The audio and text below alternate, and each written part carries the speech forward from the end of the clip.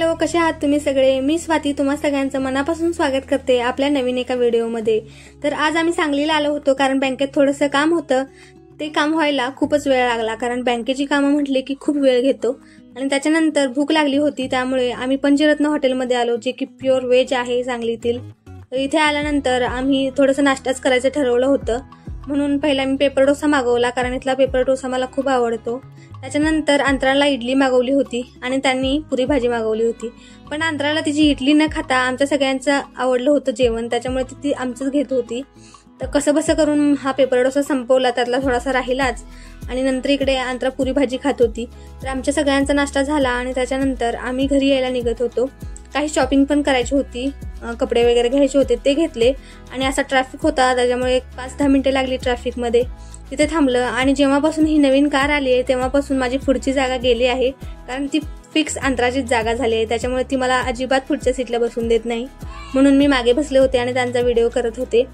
तर थोड्या वेळाने ट्रॅफिक निघलं आणि घरी येऊन आम्ही आवरलो, कारण आज माझ्या नंदेच्या मुलगीचा बर्थडे होता, स्वराचा, त्याच्यासाठी आम्ही आलो होतो आणि इकडे सगळी मुलं येणार होती, अजून तिचे फ्रेंड्स ते आले आणि आम्ही सगळ्यांनी मिळून तिचा बर्थडे सेलिब्रेट करायला सुरुवात केली।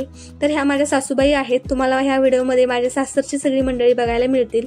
आमच्या सासूबाईंनी सगळ्यात आधी त्यांची औक्षण वगैरे केलं, त्याच्यानंतर स्वराच्या आजींनी त्याची औक्षण केलं, परत आमच्या घराजवळच्या काकवा होत्या त्यांनी केलं आणि ह्या माझ्या जाऊबाई आहेत, त्यांनी सुद्धा औक्षण केलं। असं करत करत सगळ्यांनी औक्षण केलं। ही स्वराची मम्मी म्हणजे माझ्या ननंदबाई आहेत।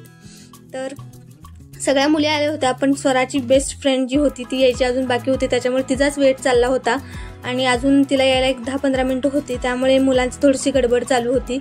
मग ती अजून काय येत नाहीये असं मी बोललो, मग स्वरा म्हणली तो पण केक तर आणून ठेवा बाहेर। मग असा केक होता बटरस्कॉच फ्लेवरचा आणि स्वरा वगैरे तिचं नाव लिहिलं होतं, बटरफ्लायची असं डिझाईन केली होती आणि 2 रोजेस वगैरे होते। आणि आमची स्वरा आता 10 वर्षे पूर्ण झाले, स्वराला 10 वर्षाची झाली आहे।